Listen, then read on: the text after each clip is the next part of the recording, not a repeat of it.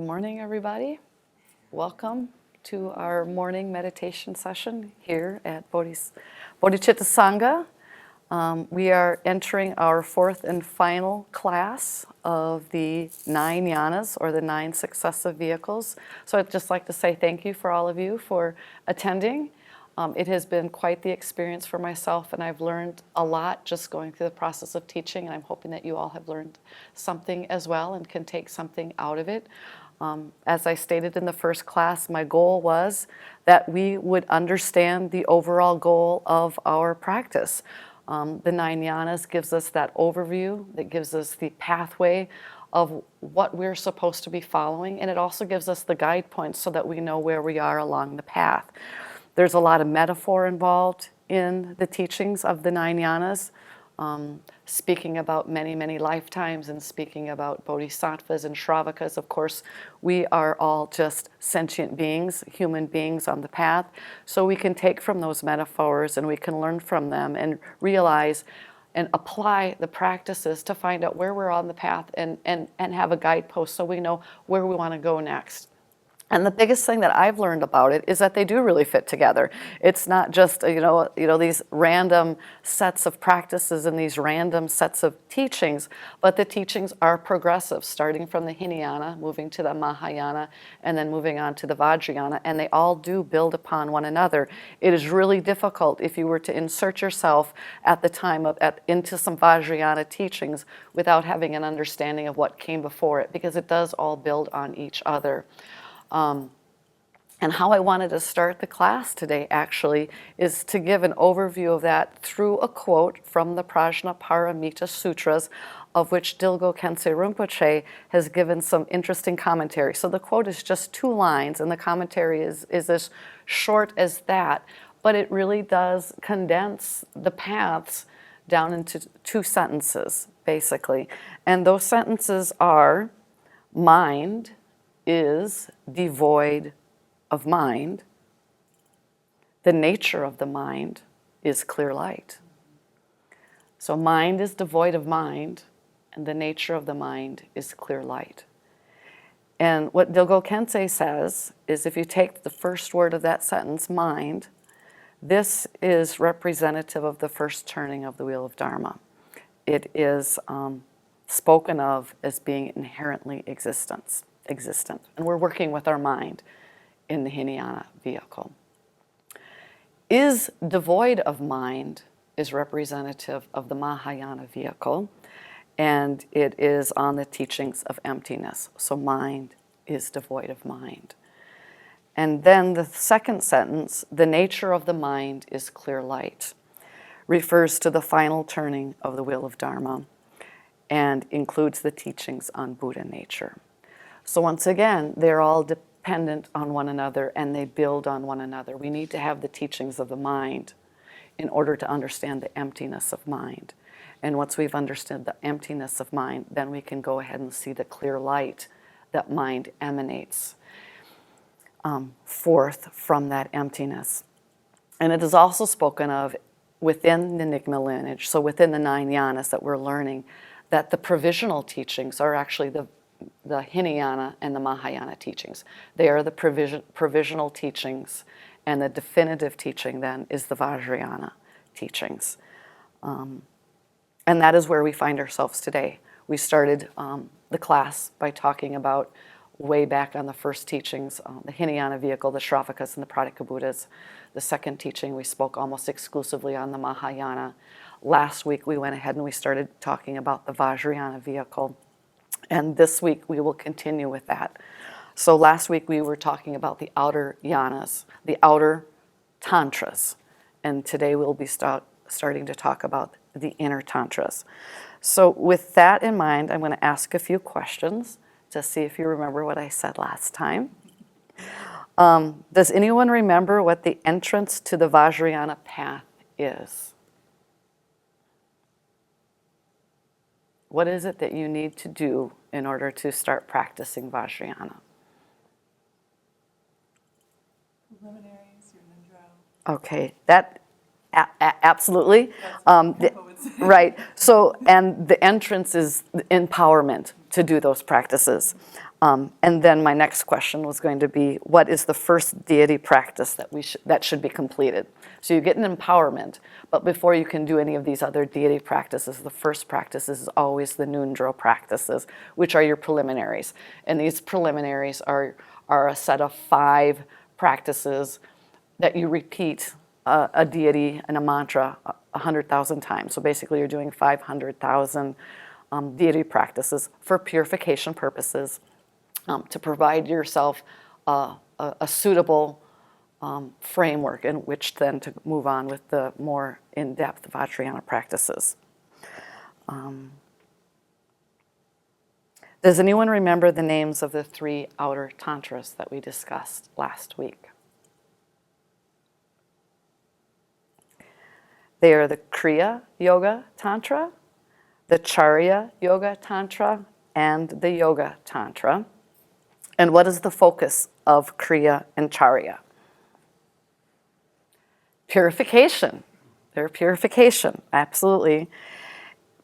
And what are the activities of the outer tantras related to purification? So once again, the outer tantras come out of the yoga Charan school, and they come out of the yogic techniques and the Vedic ascetics of India. So it's all about purification, and we're on the outer tantra. So we're talking about the outer cleansing through practices of cleansing the body and austerities and things like that, and also the cleansing of the inner body through the deity and the mantra practice. So that's the framework from which we are starting to talk about this class, because we're going to build upon that then with the inner tantras. And the inner tantras are called Maha Yoga, Anu Yoga, and Ati Yoga, and they're the 7th and 8th and 9th yanas. So they're the culmination of all the yanas that come before them. And whereas the outer tantras focus on purification, the inner tantras focus on transformation and self-liberation. And there's also a difference in where you're looking when you're doing your practices of the outer tantras versus where you're looking on the inner tantra practices. On the outer tantra, the ones that we discussed last week and where we introduced the ideas of deity, mantra, and all that sort of visualization practice, your focus is actually external to yourself.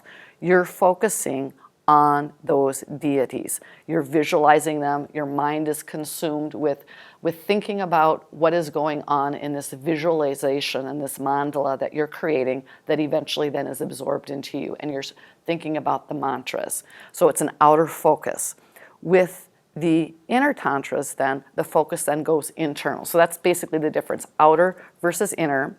Outer is development stage. Inner is completion stage. They both deal with development and completion. The bigger focus on the inner tantras is the completion stage, and therefore then your focus then, instead of focusing outward, is then inward, where you're dissolving the mandala and you're focusing inward, looking inside of yourself. And the blessings then don't come externally from yourself, from the deity.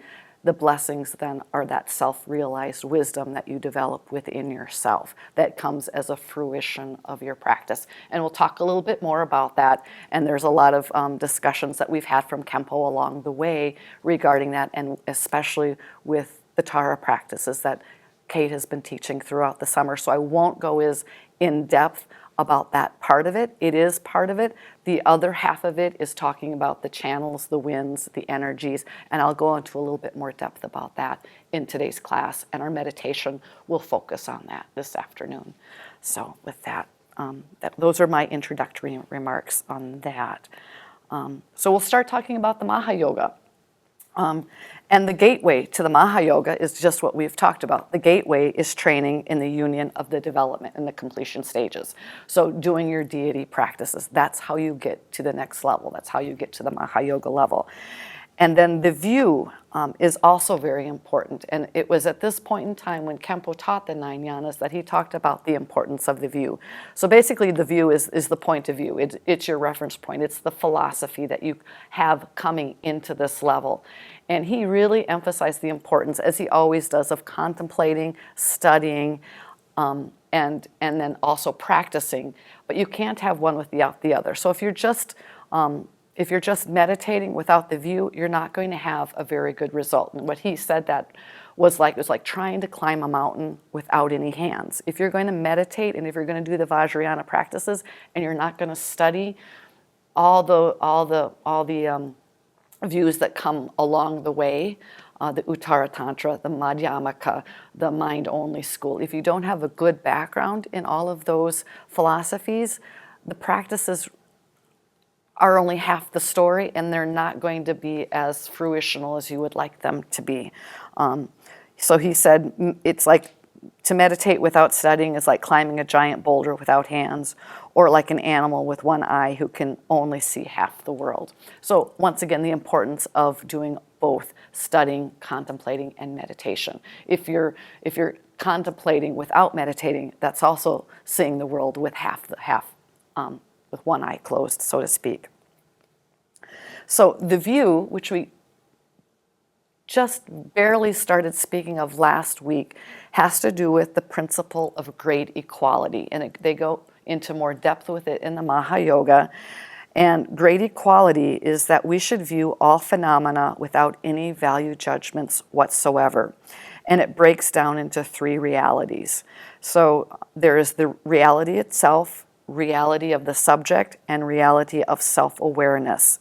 Within reality itself, that is the principle of equality. Everything is beyond value judgment.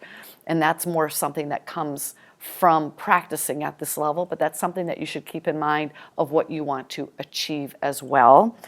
And then the reality of the subject is called the principle of purity. So all phenomena are the nature of the kayas and wisdoms of the enlightened state. And we'll talk a little bit more about the 5 wisdoms that are actually the result of these stages.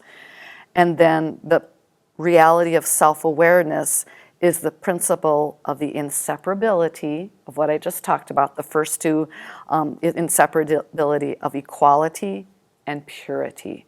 So it is the inseparability of the great equality and great purity, and that everything is beyond all conceptual formations and labels.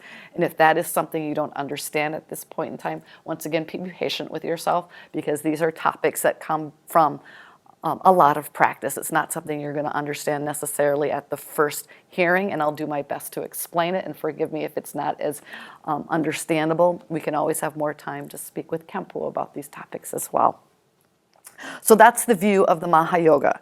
And the meditation is the focus, like I said, is the completion stage. So within the completion stage, you have dissolved the meditation and you are resting and absorbing the mind in the deity.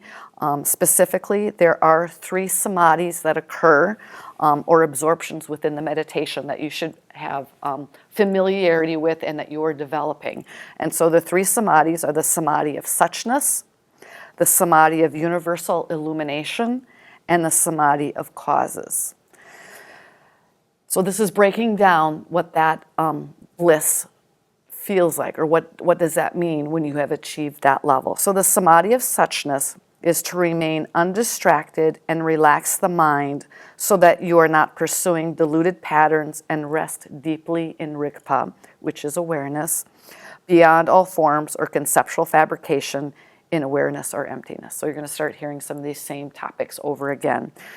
Beyond conceptual fabrication, rigpa, awareness, emptiness.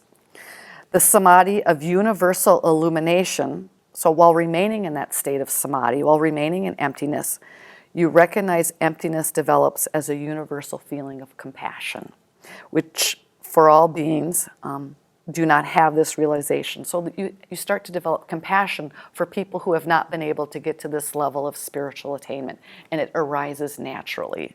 And then the samadhi of the causes is by performing the first and the second, the union of compassion and emptiness start to develop into the divine mandalas. So then you start to go a little bit further with that, and these divine mandalas spring forth from seed syllables and other such objects. So those are experiences that you can start to have while you're developing your meditation and you're in deep, deep samadhi and stillness and rigpa. Your conduct is then related to these samadhis. So while you're on the path, while you're practicing Maha Yoga, you don't have stability in your samadhi. You're working at getting that stability. And while you're working at that stability, you have one type of conduct. And after you have achieved that stability in your samadhis, you have a different kind of conduct. So the conduct before it is you should always remain mindful and aware at all times. After you have achieved that samadhi and that stillness and that stability, you would work for the welfare of others without any hindrance or obstruction at all. So that is when you are performing, you have achieved the Dharmakaya and you are performing the Sambhogakaya for the welfare of all beings. And then the result is achievement of the 3 kayas and of the 5 wisdoms. And so some of you may have heard of what the 5 wisdoms are. I'm going to go over them briefly and just describe them. The 5 wisdoms are the wisdom of Dharmadhatu, the mirror-like wisdom, the wisdom of equality, the wisdom of discernment, and the all-accomplishing wisdom. So what is the wisdom of Dharmadhatu? That is the wisdom that understands the nature of all phenomena. So that is something, one of the wisdoms that you would achieve through the accomplishment of the Maha Yoga. Mirror-like wisdom is the wisdom that an understanding that things don't exist inherently. So that gets back to what we know based on our teachings of the Mahayana and the Madhyamaka. The third wisdom is the wisdom of equality, which we've started to talk about at the Mahayana level and the Tantra level, is to know that all things are equal. The wisdom of discernment is to know that all things are empty. And the all-accomplishing wisdom is to know that all things can be accomplished. So there are no hindrances at all in your performance of good deeds in the world. And that's Maha Yoga. So that is the 7th vehicle. I'll go on to speak about Anu Yoga now, which is the 8th vehicle, building upon the 7th. And the gateway is, once again, now the inseparability of reality and wisdom, which you've just developed in the Maha Yoga, where reality is birthless and beyond conceptual elaborations, yet all manner of phenomena arise, which is wisdom. And the view is very similar. When I was going through my notes and looking at what Khenpo taught, the view and the meditation seem very similar. The view and the gateway are very similar, so you're going to hear some of the same verbiage there.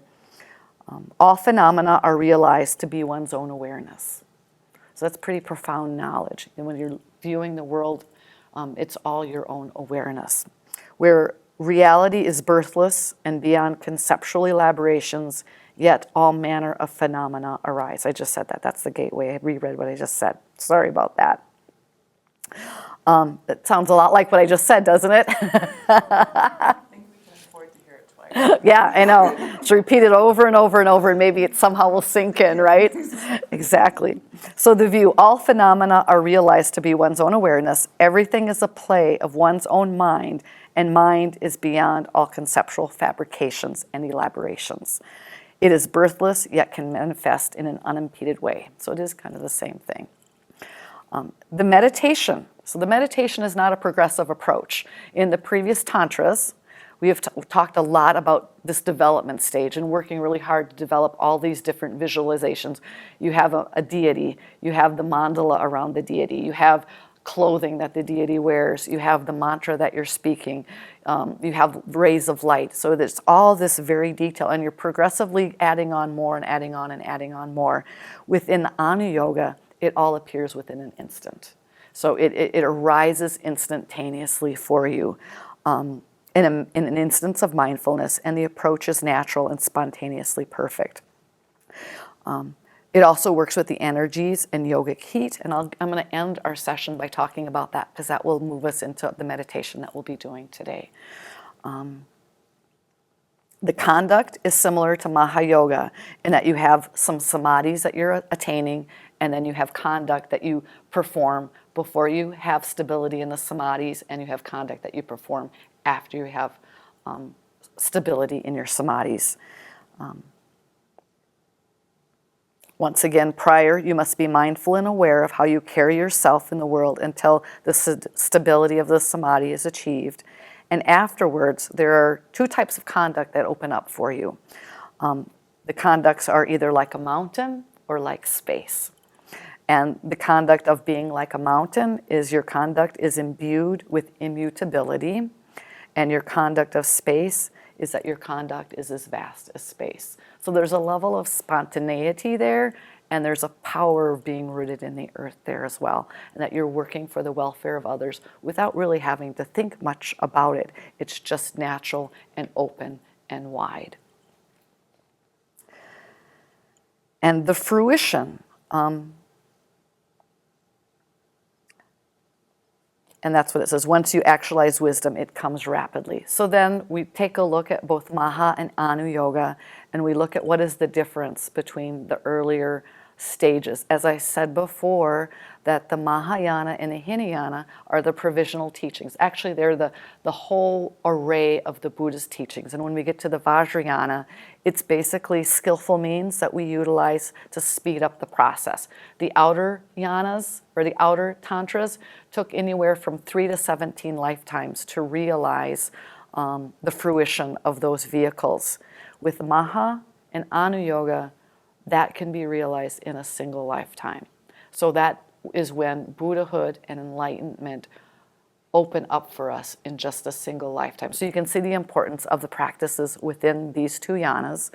And you can also see that all paths are equal. It's just that some are like a windy river going to the ocean, and some are more like a direct path.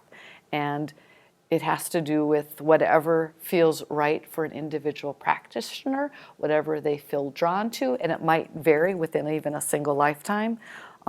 What is the right practice for that particular person to practice? All are the Buddha's teachings. All 84,000 teachings are the Buddha's teachings, and even beyond that.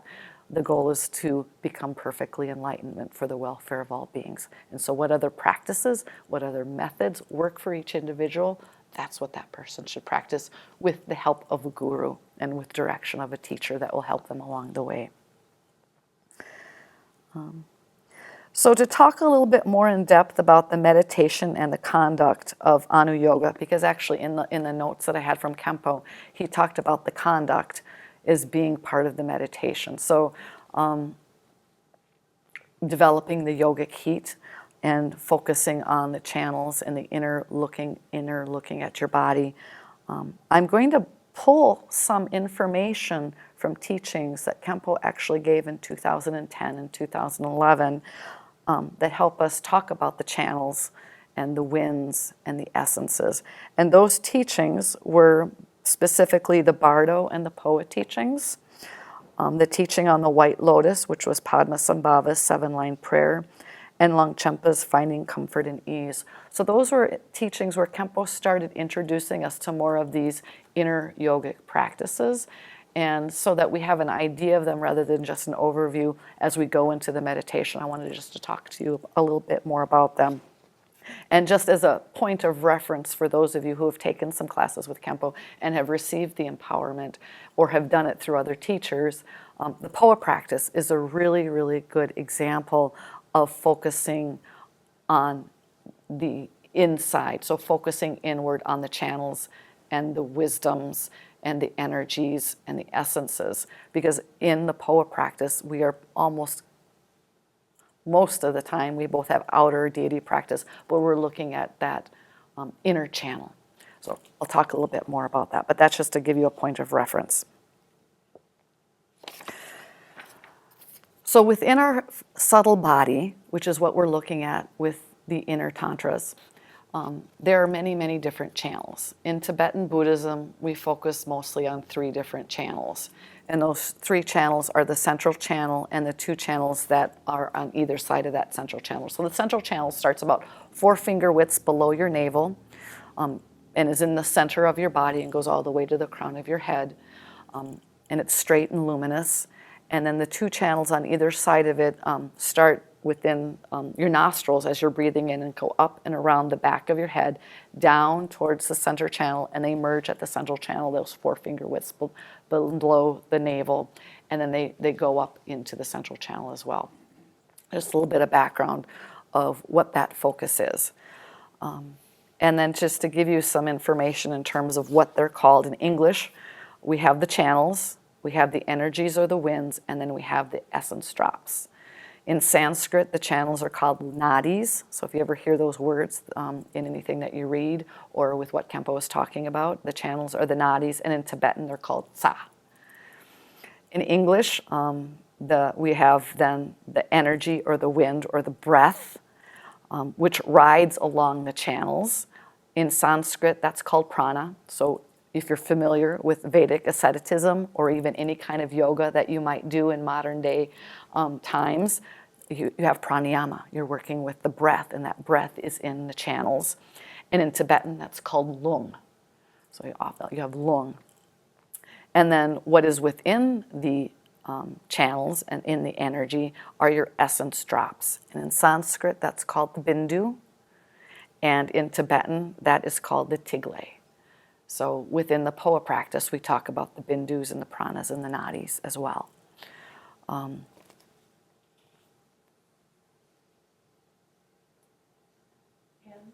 Yeah. Do the channels run around the back and then down your spine? Is that sort of the way they go? When I've heard people ask that question to Khenpo before, because that seems logical, it's more like they're in the center of the body. So they're probably a little bit in front of the spine, towards the center of the body, but along the spine on either side of it. Okay. Yeah. They're not physical. They're Yeah. not material. Yeah, I just try to imagine, Mm-hmm. whenever I try to imagine it Yeah. going behind in the Yeah. back of your head, Yeah. it's like, where would it go?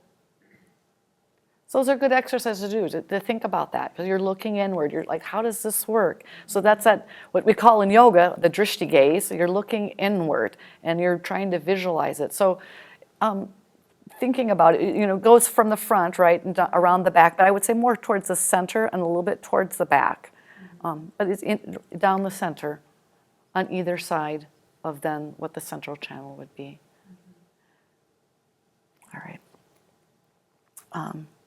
So inner yoga helps the karmic winds dissolve into the central channel. So that's the goal, is that we have all these obscurations and we have all these winds and these karmic formations that are always riding in the left and the right channel for the most part. In order to stabilize them, in order to get further along the path, we want those karmic winds to dissolve within that central channel.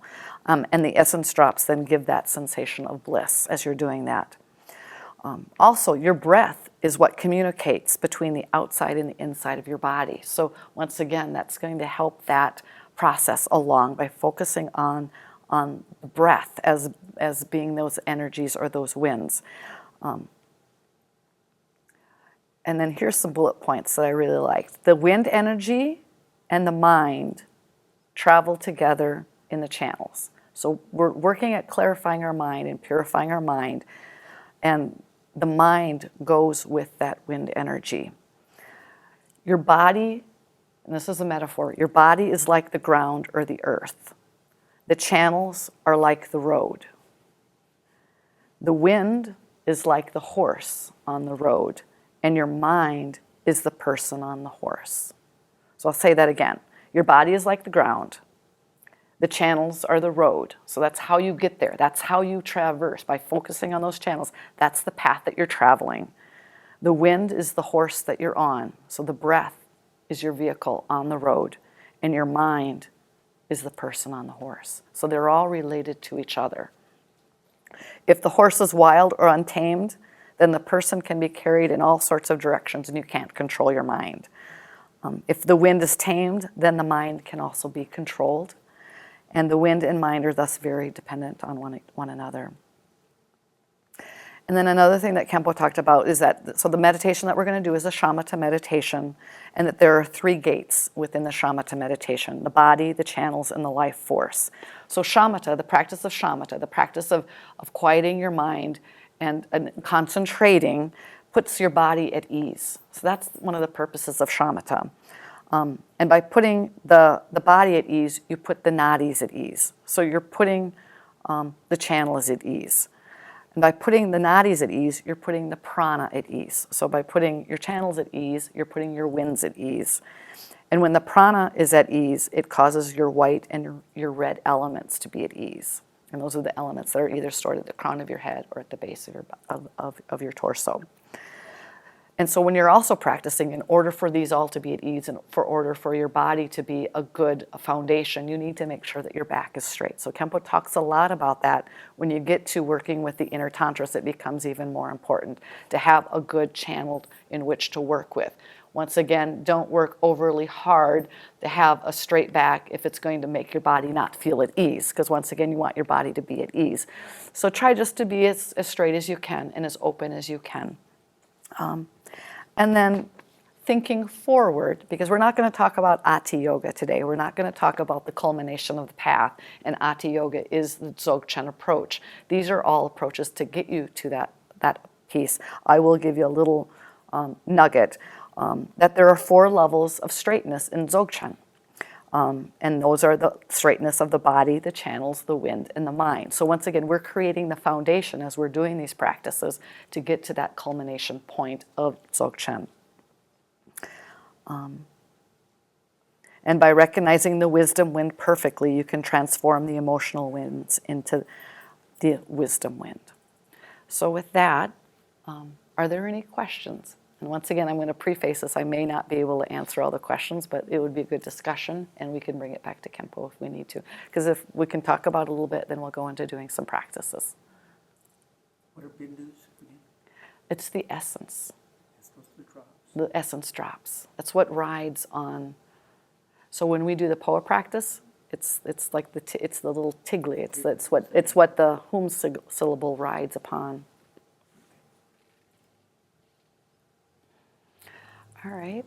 Any other questions? All right. Well, go ahead. Clear light. Oh. I have my own ideas.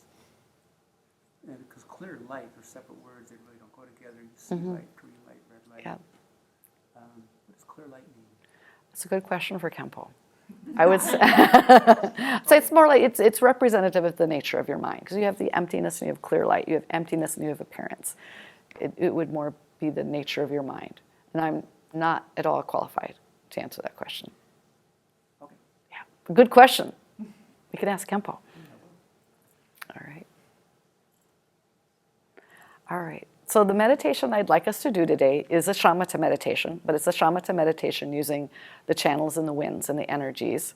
And it's something that Khenpo has taught us many times.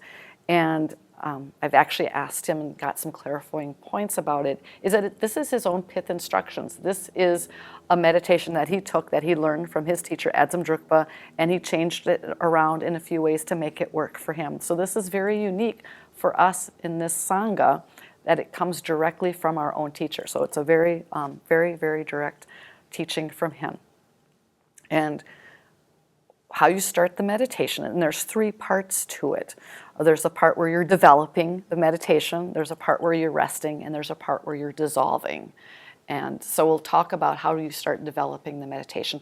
And once again, it's using the channels. So as you're breathing in your left and your right nostril simultaneously, and you're imagining, you're visualizing the prana coming in both of the channels on either side of your central channel. You're breathing in, and you're taking it down the center of your body, and you're merging that energy then down at the base of the central channel, 4 finger widths below your navel, and those energies are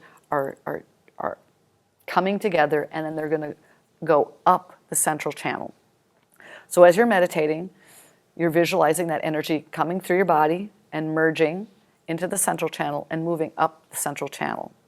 And as it gets to your heart, you're going to visualize a white ah syllable. And if you don't know what the white ah syllable is in Tibetan, you can think of it as the ah syllable in English, ah. And what it represents is most important, is the white ah syllable represents emptiness. So right there, you have emptiness and you have clear light. So you're visualizing both of them. Metaphorically, you don't necessarily need to know what they mean, but you're doing these practices in eventuality, we will realize what they mean, right? So that's part of the practice. That's why we practice. So you're breathing in, and then you're visualizing that white syllable, ah syllable, in your heart, and then the light is emanating out from you. And you do that over and over again. You breathe in, bring the energy up to your heart, see that oscillable expanding all around you in white clear light. And you can do that over and over again until you feel like you've gotten some level of stability, some level of quietness, some level of depth, and then just sit in that oscillable radiating light out all around you. So that's the second phase. You've developed it. Now you're sitting in that bliss of that emptiness, and you can sit in there as long as you would like, and then eventually then you would dissolve all that oscillable back into the center of your heart until it just disappears into emptiness and disappears, and you can sit in that emptiness as well.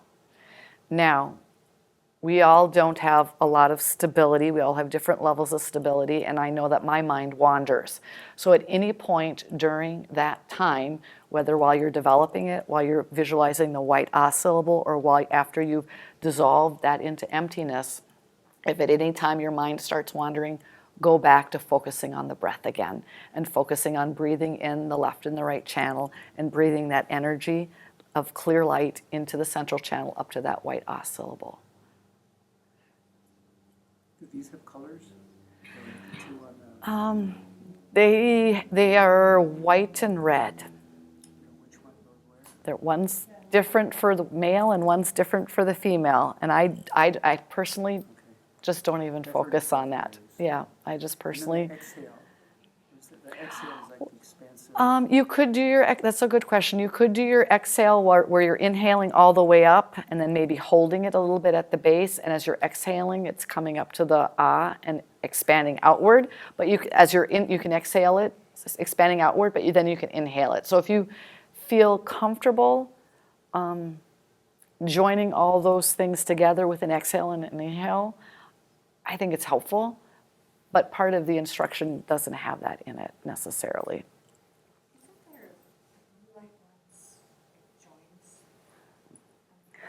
Yeah, I think you're thinking, in terms of the POA practice, we visualize that as blue light. Yep. Mm-hmm. The central channel is blue in color. So you might be thinking of that. There's the red and the white channels, and then when they come in, there's sometimes you visualize this is the blue channel. Mm-hmm. Yeah, and I think just having them open, clear, straight, luminous, full of light as well. Mm-hmm. I know in this particular teaching, Khenpo doesn't talk about the colors as much as we do in the POA practice. So feel free to incorporate that as well. And I think we'll give ourselves a full 20 minutes for this meditation. So get yourselves comfortable and ready, as I am doing. And we'll just go ahead. A question? Oh, you rest your hands? Yeah, that's a good question. So as a reminder, basically sit up straight. You have your shoulders slightly flared back if it's comfortable. Your hands can rest either face down on your thighs, or you can have them facing up, whichever's more comfortable to you. I tend to do this because I get a little bit more of a stable base when I put them here. Legs can be crossed.